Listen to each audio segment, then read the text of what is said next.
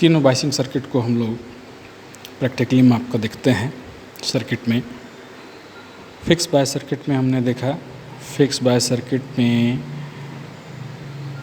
Base और collector के बीच एक रजिस्टर लगा है VCC से, पॉजिटिव सप्लाई से, कुछ इस तरीके से। ये RB रजिस्टर, ये RC रजिस्टर, ये पॉजिटिव को दर्शाता है और ये सिंबल नेगेटिव को दर्शाता है। RB रजिस्टर का मान RC रजिस्टर से काफ़ी अधिक रखा जाता है। ये जंक्शन यहाँ प्लस मिलना चाहिए, यहाँ माइनस मिलना चाहिए। ये फॉरवर्ड बायस होना चाहिए। यहाँ माइनस रखें, यहाँ प्लस रखें मीटर का, तो यहाँ बेस के अपेक्षा अधिक वोल्टेज प्राप्त होना चाहिए। ये जंक्शन रिवर्स बायस होना चाहिए। माप कर देखते हैं। ट्रांजिस्टर है NPN ट्रांजिस्टर BC547। ये 1 किलो ओम्स का रजिस्टर है। कलेक्टर टू पॉजिटिव के बीच लगा लेते हैं। मान लेते हैं कि ये बिंदु पॉजिटिव है। इमीटर पर माइनस लगा हुआ है। कलेक्टर पर आने वाला रेजिस्टेंस पॉजिटिव है। कितना वोल्ट है? तो करीब 6.3 वोल्ट है। बेस पर भी एक रजिस्टर लगा लेते हैं। कहाँ जाएगा? बेस से पॉजिटिव के बीच में, यानी इस बिंदु पर। NPN ट्रांजिस्टर BC547B का पहला पिन कलेक्टर होता है, दूसरा बेस होता है, तीसरा इमीटर होता है। दोनों रजिस्टर, ये RB रजिस्टर है 1 मेगा ओम्स है, ये RC रजिस्टर है 1 किलो ओम्स है। 1 मेगा ओम्स 1 किलो ओम्स के तुलना में 1000 गुना बड़ा है, तो ये काफ़ी बड़ा है, जिसको करीब करीब 6 वोल्ट सप्लाई दिया जा रहा है। अब बेस टू इमीटर, मीटर को ये हमको देखना है क्या कि जब हम इमीटर इस बिंदु पर नेगेटिव रखें, ये प्रोब नेगेटिव प्रोब इमीटर पर रखें इस तरीके से। इसको क्रोकोडाइल क्लिप से लगा लेते हैं। मान लीजिए ये मीटर का नेगेटिव प्रोब है, इमीटर पर लगा दिए हैं। बेस पर माप रहे हैं। बेस पर पॉजिटिव मिलना चाहिए। बेस पर लगभग 0.62 वोल्ट है, 0.7 वोल्ट लगभग होता है। थ्योरेटिकल, प्रैक्टिकली है यहाँ पर 0.62 वोल्ट, यहाँ से यहाँ के बीच में। बेस पर पॉजिटिव रखे थे, यानी ये जंक्शन फॉरवर्ड बायस है। बेस पर पॉजिटिव टर्मिनल, इमीटर पर नेगेटिव टर्मिनल। अब कलेक्टर पर और बेस पर देखते हैं। बेस पर लगाए हैं नेगेटिव प्रोब, बेस पर है नेगेटिव प्रोब। इस बिंदु पर कलेक्टर पर देखते हैं क्या वोल्टेज मिलता है। कलेक्टर पर पॉजिटिव आना चाहिए। कलेक्टर पर पॉजिटिव है, 3.15 है बेस की अपेक्षा। इस बिंदु पर यहाँ से यहाँ ये वोल्टेज है 3.15 वोल्ट। कलेक्टर पर पॉजिटिव, बेस पर नेगेटिव। कलेक्टर पर पॉजिटिव लगाए हैं, बेस पर नेगेटिव है, 3.15 वोल्ट है। अब ये बिंदु प्लस है, इसके अपेक्षा यहाँ माइनस लगाए थे, यहाँ प्लस लगाए थे, 3.15 वोल्ट मिला। यानी N पर पॉजिटिव हो, P पर नेगेटिव हो, तो ये जंक्शन रिवर्स बायस हो जाएगा। ये रजिस्टर 1 मेगा ओम्स का था, ये 1 किलो ओम्स का था, तो RB इसकी तुलना में 1000 गुना बड़ा है। Base to emitter forward bias भी है, collector to base reverse bias भी है। अब इस सर्किट को बदल के देखते हैं कलेक्टर फीडबैक में। कलेक्टर फीडबैक के लिए क्या होगा सर्किट? तो कलेक्टर फीडबैक के लिए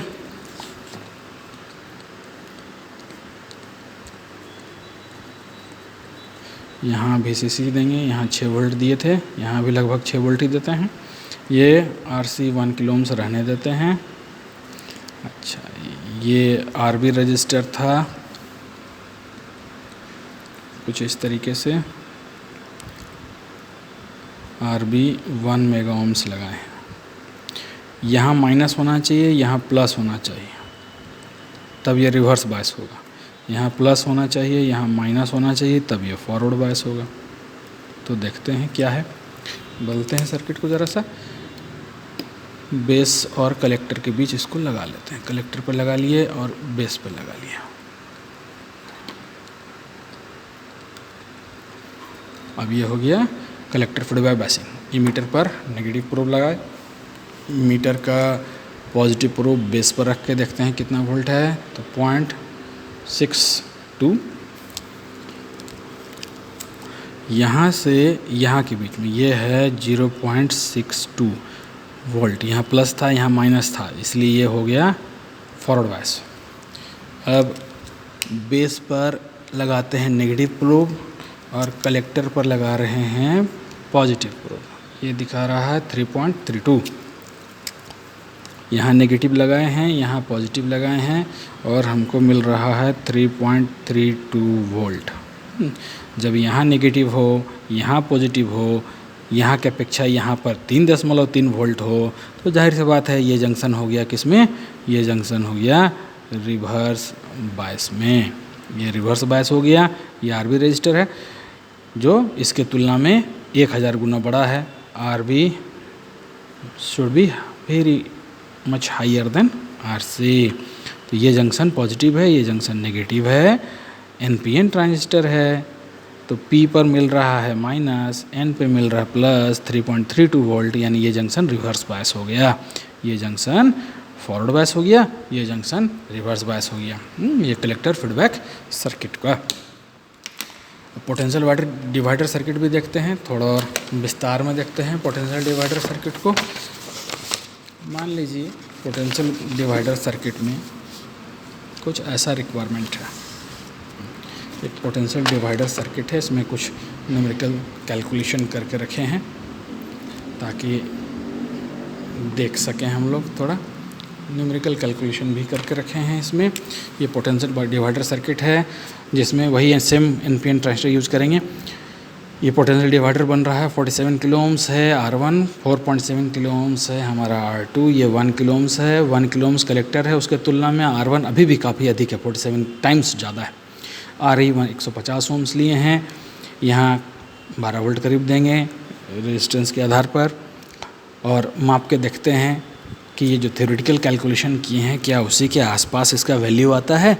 हमें ये ध्यान रखना होगा कैलकुलेशन के समय रेजिस्टेंस के टॉलरेंस को ध्यान नहीं दिए हैं, वोल्टेज में होने वाला अति सूक्ष्म बदलाव को ध्यान नहीं दिए हैं, फिर भी लगभग बहुत कुछ मैच करना चाहिए। अब ऐसे सर्किट में मान लीजिए कि IC हमको ज्ञात करना है, VCE ज्ञात करना है, ये दो चीज़ ज्ञात करना है। तो KVL के अनुसार हम लोग जानते हैं कि VB यानी यहाँ से यहाँ का वोल्टेज जो होगा वो क्या होगा, R2 गुने VCC बटा R1 प्लस R2, ये वैल्यू होगा। यदि सेम वैल्यू रखते हैं तो 12 × 4.7 के डिवाइड बाई 47 के प्लस 4.7 के यानी करीब 1.09 वोल्ट होना चाहिए।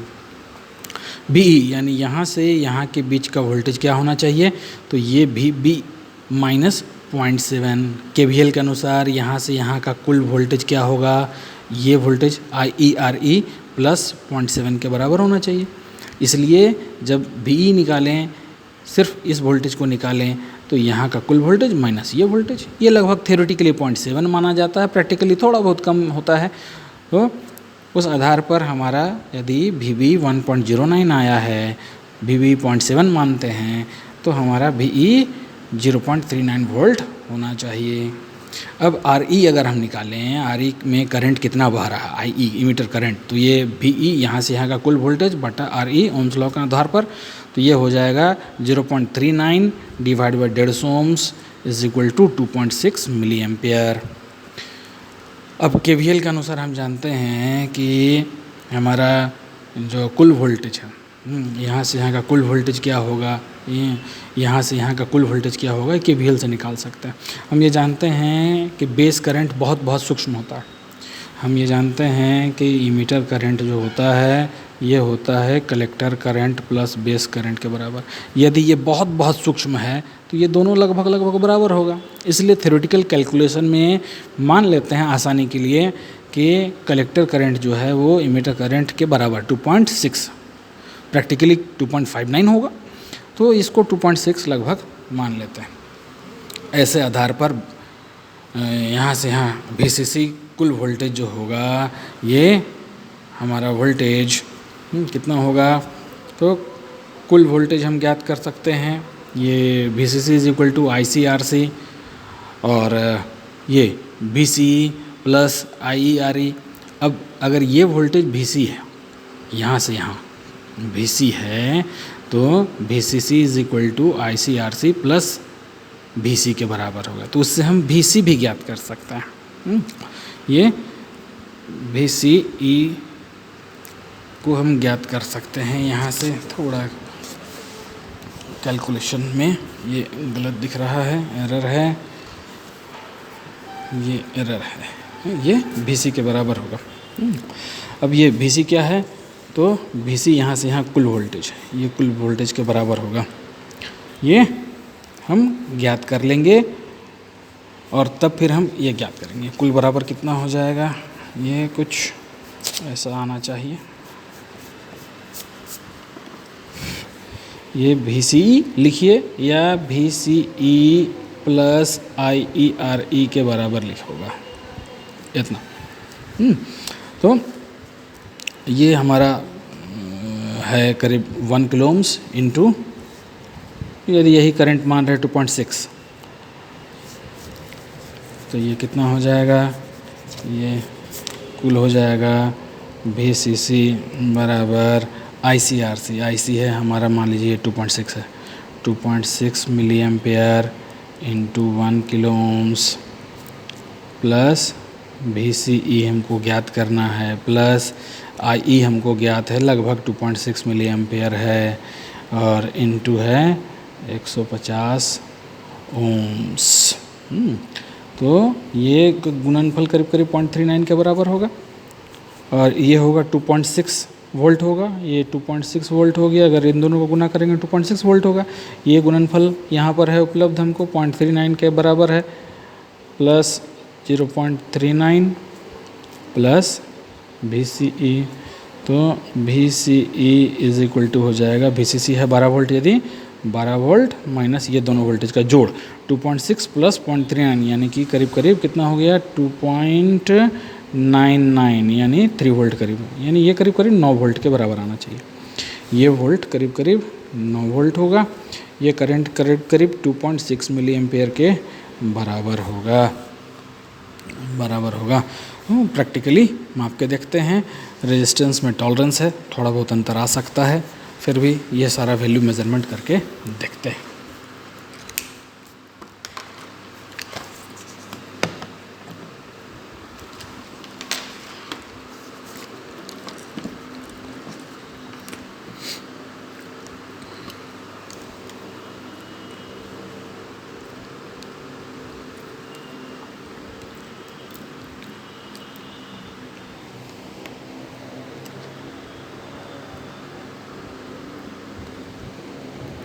ये 4.7 के का R2 रजिस्टर है। ये हमारा इमीटर रजिस्टर है 150 ओम्स वाला, 150 ओम्स वाला रजिस्टर है, और कलेक्टर रजिस्टर हमारा 1 किलो ओम्स वाला, ये 1 किलो ओम्स वाला। अब ये हो गया potential divider biasing circuit complete हो गया। वोल्टेज को बढ़ा लेते हैं थोड़ा,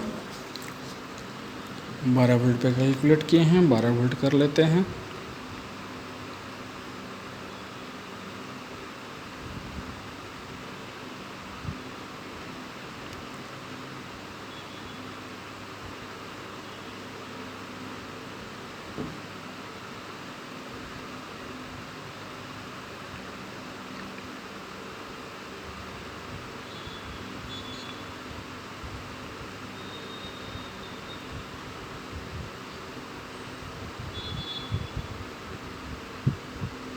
बारह वोल्ट लगभग। अब 12 वोल्ट सही मेजरमेंट को, ये 12 वोल्ट बेस से मेजरमेंट हुआ, इसको VCC सप्लाई सही से सेट कर लेते हैं। पिछली बार बेस से मेजरमेंट हो गया,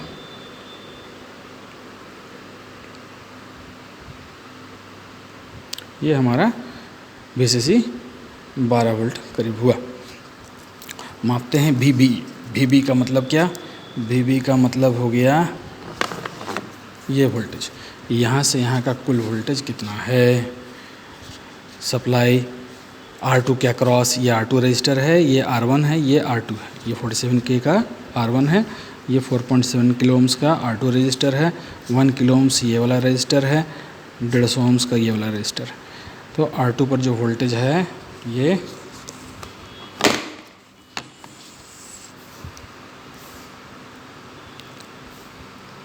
वोल्टेज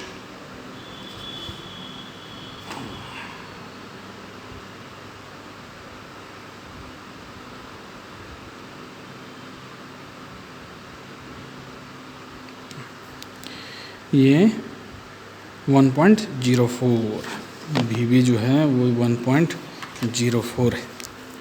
यहाँ थ्योरेटिकली 1.09 है, ये आ रहा है 1.04 वोल्ट।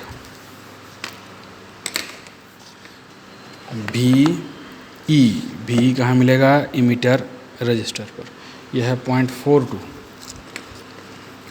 0.42 है। थ्योरेटिकल कितना था? 0.39। ज़रा सा अंतर आ रहा है, क्यों? क्योंकि रेजिस्टेंस में भी कुछ ना कुछ टॉलरेंस है। अब मापते हैं collector meter voltage. Collector meter voltage कितना है? तो ये माइनस को मीटर पर लगा लेते हैं, कलेक्टर पर रख के मापते हैं। ये है 9.1, ये आ रहा है 9.1 वोल्ट। थ्योरेटिकल आया था 9 वोल्ट, ये आ रहा है 9.1 volt practically. Collector to emitter है ना, 9.1 वोल्ट। तो थ्योरेटिकल मान के लगभग ये बराबर आ रहा है। VB हमारा 1.09 था, 1.04 प्रैक्टिकली आया। इमीटर वोल्टेज जो है वो 0.39 था थ्योरेटिकल, प्रैक्टिकली 0.42 आ रहा है। कलेक्टर से इमीटर के बीच का वोल्टेज, ये वोल्टेज कैलकुलेट किए हैं, 9 वोल्ट आ रहा है, ये 9.1 वोल्ट आ रहा है। 9.1 वोल्ट देख लें, हाँ ठीक से दिख रहा है। तो ये हो गया, थ्योरेटिकल 9 वोल्ट आया था, प्रैक्टिकली आ रहा है 9.1 वोल्ट। अब मेज़र करते हैं, करंट भी माप के देखते हैं, सर्किट में करंट भी माप के देखते हैं, इमीटर करंट माप के देखते हैं। इस रजिस्टर को खोल लें और इस जगह पर आमीटर का कनेक्ट कर दें, तो हमको इमीटर करंट मिल जाएगा। ये है 2.6 milli ampere, 2.6 milli ampere. Theoretical कितना था? थ्योरेटिकल 2.6 मिली एम्पियर था, प्रैक्टिकली भी 2.6 मिली एम्पियर है। कलेक्टर करंट मापते हैं। इस रजिस्टर को वापस लगा दीजिए जगह पर ताकि करंट बहे। कलेक्टर रजिस्टर को खोल लीजिए, यहाँ अमीटर अपना लगाइए। कलेक्टर की ओर नेगेटिव जाएगा, रजिस्टर की ओर पॉजिटिव जाएगा। कितना है ये? 2.344 मिली एम्पियर है, 2.4 मिली एम्पियर है। हम लोग इसको लगभग बराबर मान के चले हैं। कलेक्टर और इमीटर का करंट 2.6 मिली एम्पियर हम मान के चले हैं, और एक्चुअल कितना है? 2.4 है। इन दोनों में जो अंतर है वो 0.2 मिली एम्पियर का है, जो बहुत कम है, बहुत सूक्ष्म है।